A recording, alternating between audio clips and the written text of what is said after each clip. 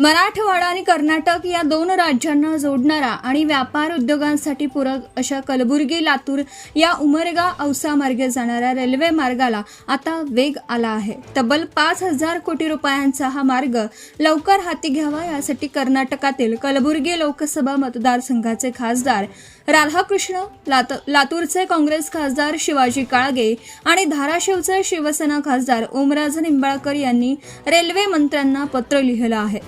Kalaburagi Latur railway मार्गासाठी निर्णायक हालचाली सुरू झाल्या आहेत। महाराष्ट्राच्या सहमतीची प्रतीक्षा असून हा रेल्वे मार्ग कलबुर्गी उमरगा लांबजना मार्गे औसा जावा व त्याला लवकर मंजुरी देऊन काम पूर्ण करावं यासाठी लातूर, धाराशिव व गुलबर्गा येथील या तीनही खासदारांनी लेखी शिफारस केली आहे। त्यामुळे आता या कामाला गती येणार असून राज्य सरकार त्यांचा वाटा व त्या रकमेची तरतूद कशी करणार याकडे सगळ्यांचं लक्ष लागले आहे। दरम्यान हा रेल्वे मार्ग लवकर मार्गी लागावा यासाठी कलबुर्गीचे खासदार राधाकृष्ण यांनी 16 जुलै रोजी रेल्वे मंत्र्यांना पत्र लिहिलं आहे। तर खासदार शिवाजी काळगे, ओमराज निंबाळकर यांनी जानेवारीमध्येच रेल्वे मंत्र्यांच्याकडे पत्राद्वारे ही मागणी केली। लातूर व मराठवाड्यासाठी महत्त्वाकांक्षी मानल्या जाणाऱ्या कलबुर्गी लातूर नवीन ब्रॉडगेज विद्युतीकृत रेल्वे मार्ग प्रकल्पाला गती मिळण्याची शक्यता आता निर्माण झाली आहे।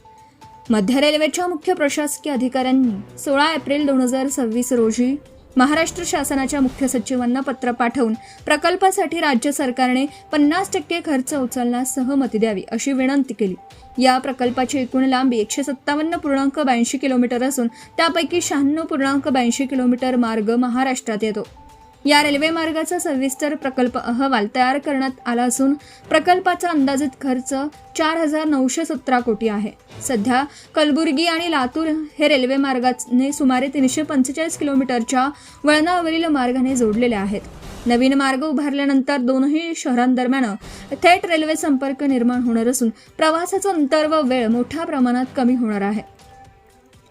प्रस्तावित रेल्वे मार्ग धाराशिव जिल्ह्यातील उमरगा आणि लातूर जिल्ह्यातील औसा तालुक्यातून जाणार असल्याने या भागातील उद्योग, व्यापार, शिक्षण, पर्यटन आणि रोजगाराच्या संधींना मोठी चालना मिळण्याची अपेक्षा व्यक्त करण्यात आली। रेल्वे प्रशासनाने प्रकल्प तांत्रिकदृष्ट्या व्यवहार्य असल्याचं स्पष्ट केलं असलं तरी आर्थिक परतावा अपेक्षित निकषांपेक्षा कमी असल्याने राज्य सरकारच्या आर्थिक सहभागाची आवश्यकता असल्याचं पत्रात नमूद करण्यात आलं आहे।